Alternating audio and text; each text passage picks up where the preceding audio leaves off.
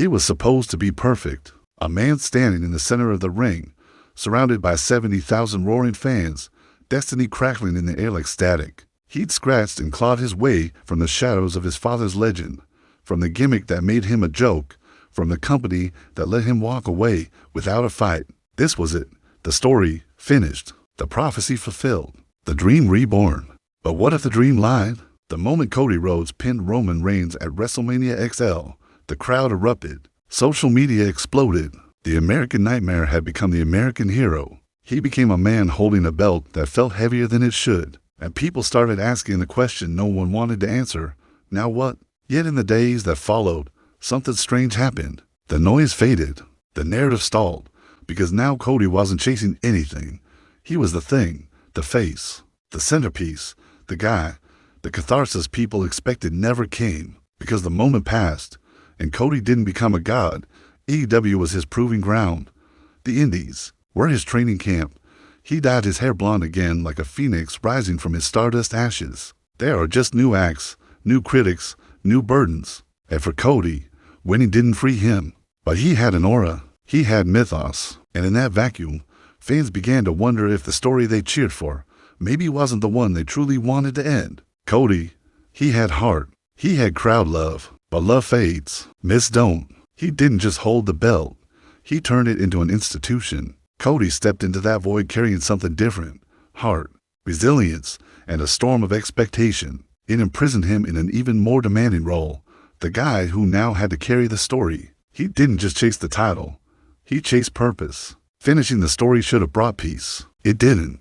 It brought pressure. More pressure than before. And that's when the silence became deafening. Like he was trying to convince not just the fans, but himself, that this was right, that the dream was still alive. Everything he bled for, the years spent rebuilding, the sacrifices, the doubt, all of it led here, to that one shot, that one pinfall, that one coronation. Cody Rhodes, world champion. A reminder that fairy tales are dangerous when they end, because reality has no interest in happy ever afters, and reality was starting to show its teeth. Proving wrong every critic who mocked him in face paint, every fan who said he'd never step out of Dusty's shadow, every executive who looked past him. For years, Cody played the part of the rebel prince, the man who left the machine and returned forged by fire. But behind the scenes, in the corners of the locker room and under the bright studio lights, the whispers began. Can he carry it? Is he really the guy? What now? So when the match was over and his hand was raised, the fairy tale should have been complete. Once you do it, you're still left with you, but the human psyche doesn't operate like that. Because no matter how many fans chanted his name, no matter how many tears streamed down his face as he held that title up high, there was one question lingering in the back of his mind. Was that really it? The myth of finishing the story is that it offers closure. But in wrestling and in life, there is no final chapter. He didn't have the stoic wall of the tribal chief. He felt things. You could see it in his eyes. He cared what people said. He always had. The boy who once begged for a spot on the card now had the whole show on his shoulders and no room to breathe. Not once, not even a little, and suddenly everything was under a microscope. His promos, his pacing, his gear, his feuds. Every move became a referendum on whether the fans had chosen wisely, whether the story deserved to be finished at all. The feel-good story, the man everyone rooted for. You see, Reigns was hated, and that's the tragedy. He didn't just win the belt. He inherited the vacuum that followed, because when a dream ends, all you're left with is reality. It looked like vindication. The belt shimmered in his hands, a symbol not just of victory, but of validation. But the thing about a crown is, it's not made for comfort. It's made of weight. Almost immediately, the atmosphere changed. Not for the audience, for him. The arena still cheered, still sang his name, because taking down a dynasty isn't the same as building one. Roman's reign was about control, precision, command. He was the emotional choice, but that same affection quickly became a double-edged sword, because when you're the emotional favorite, you're not allowed to fail. Wrestling fans don't just watch, they judge, ruthlessly, and Cody wasn't Roman. Every smile, every handshake, every post-match speech began to carry a hint of strain. But dreams, when fulfilled, can turn into cages. The title became a symbol, not of achievement, but of fragility. Ticket sales plateaued, storylines fell forced, and slowly, That voice returned, the one Cody had buried for years. Maybe you're not enough, because deep down, it was never just about the title. It was about erasing doubt. But the thing about proving people wrong is, and Cody wasn't sure if he believed it yet, the world sees a champion. They see the polished suit, the perfectly recited promos, the composed smile. They see the pyro, the pride, the precision of a man who seems to have it all. But behind the curtain, in the silence that follows the roar, there's another reality, one that doesn't trend, one that doesn't get replayed on YouTube. He wanted to be more than Dusty Rhodes' son, more than the guy in the glitter suit, more than the performer who had to leave the biggest company in the world just to be taken seriously. Every move he made since leaving WWE the first time had purpose, calculated and dangerous. Loneliness, not the kind that comes from being alone, the kind that comes from being misunderstood. There's no space for weakness, no space for uncertainty. You become a symbol, not a person. And that's the trap Cody fell into. Cody spent years chasing legacy, not just his father's, but his own. He wasn't just wrestling anymore. He was architecting himself. But when you build your identity out of legacy, you leave little room for humanity. The more he spoke about gratitude, the more it sounded like penance. Because deep down, Cody knew the truth. The fans didn't fall in love with the man. They fell in love with the mission to finish the story. The identity crisis of a man who fought his way to the top of the mountain, only to find no one waiting there but ghosts. Friends became co-workers, co-workers became competitors, competitors became critics. No one sees the real man when you're wearing a crown, they just see the throne. And Cody gave everything. He ended the reign, but not the empire. His pride, his comfort. Did they want this? Was this the true end or just a pause? Because even in absence, Roman's shadow stretched across every storyline, every promo, every cheer that didn't quite rise to the decibel it used to. It was a culture, a presence, a mythos that had reshaped WWE for nearly 4 years. And even when Roman was gone, the aura wasn't his time. He was the sun around which the entire company orbited. Cody, for all his fire, brought something else. And now that it was done, they didn't know what to do with him, and maybe neither did he. He walked into every arena as the centerpiece, but centerpieces aren't supported.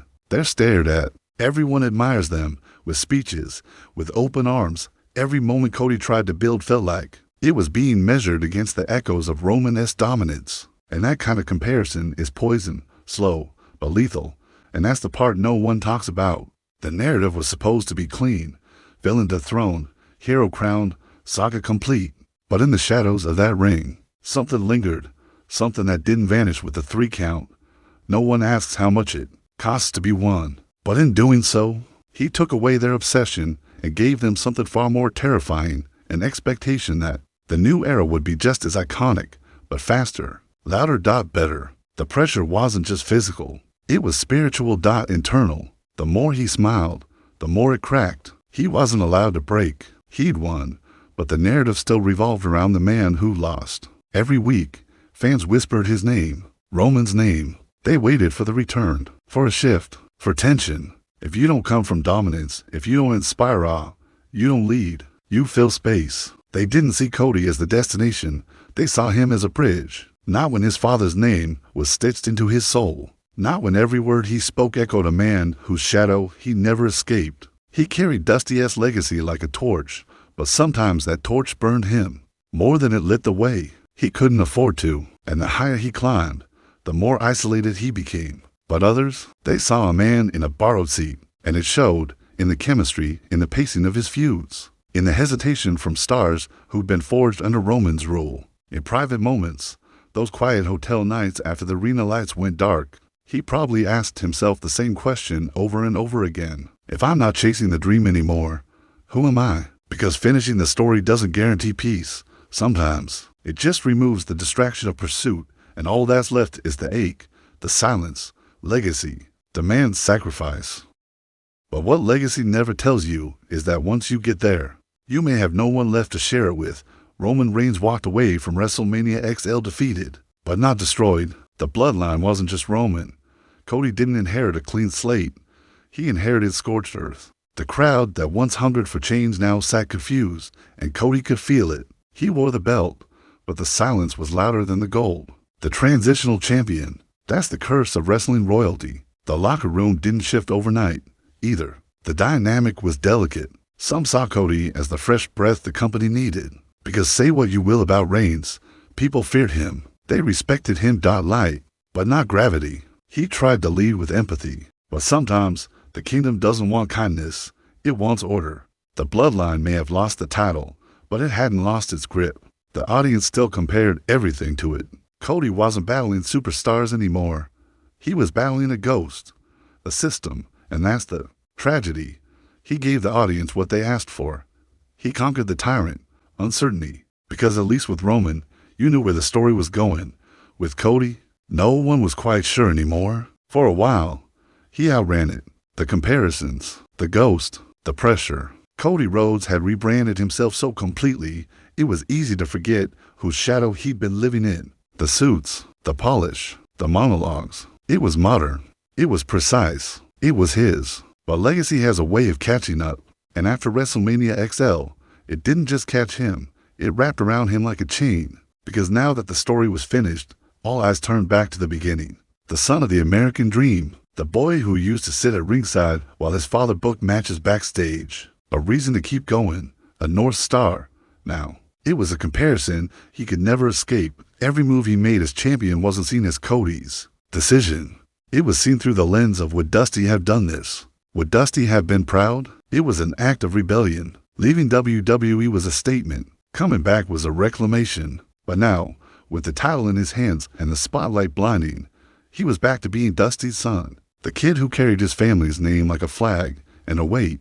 And the weight got heavier with every passing day. Before, Dusty's legacy had been a motivator. It's the cruel irony of lineage, trying to prove over and over that he is more than just a tribute act in a modern suit. It all circles back to a man who died before Cody could ever hear the words he craved most. You did it. I'm proud. It helps you rise, then traps you at the top, or the fans, or even himself, in the moments where the mic lowers just slightly, like he's waiting for someone who never arrives. In the eyes that look toward the rafters just a moment too long, because it's not about legacy, it's about belonging. He finished the story.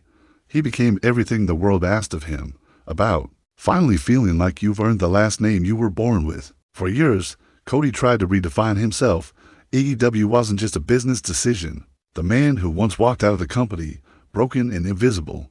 Now, he stood in the middle of the biggest stage in professional wrestling, not as a supporting act, but as the one, the main event, the champion, the end of the story. The difference? Dusty was loved for who he was. Cody was loved because of what he represented. The pressure lifts. That happiness arrives, not just as a feeling, but as permanence. That the struggle ends. It's subtle, but fatal. Because it means no matter what he does, it'll never be fully his. The promos, the storytelling. The belt. So he speaks to the crowd like he's speaking to a ghost, trying to fill a silence that's existed for decades. But the pain is there. It turns cheers into noise and gold into burden. Because now, every second you exist in that position, you're being measured, watched, questioned. You can see it in the pauses between sentences. He didn't win for the company. He won for a man who can't watch anymore. He made the world believe it. But royal families don't live fairy tales. They live under scrutiny, under pressure, under pain.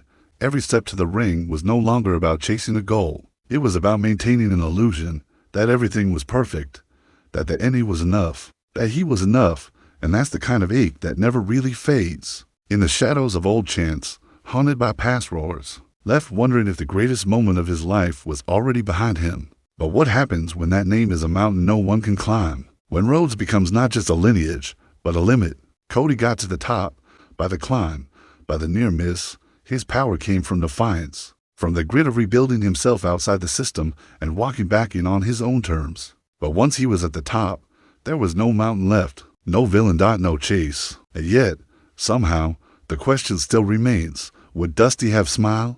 Or would he have written a better ending? This was supposed to be the dream realized, the boy who once painted his face in silence. But dreams lie. They tell you that once you get there, the noise fades.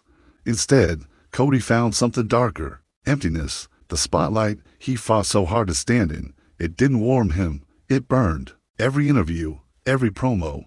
But what happens when the audience stops chanting? What happens when the hype machine cools and you're left standing in silence, holding a belt that doesn't fill the hole you thought it would? The truth is, finishing the story took away the only thing that made him whole, the fight. Cody was a man built by pursuit, just the quiet hum of expectations. And that's the cruel paradox of success. It isolates. Is this what we wanted? Is this all he is? At worst, what comes next? Cody once said, wrestling has more than one royal family. He believed it. He didn't just inherit a crown, he inherited its curse. Because when the story ends, the audience moves on, but the character, the man, he has to keep going, alone. And maybe that's the real tragedy. Not that Cody lost himself, but that he found everything he was looking for, and it still didn't heal the part of him that was bleeding. Because the spotlight doesn't give, it exposes. It shows you what's really underneath the suit, the promos, the dreams, a man, still searching, still burning, still unfinished.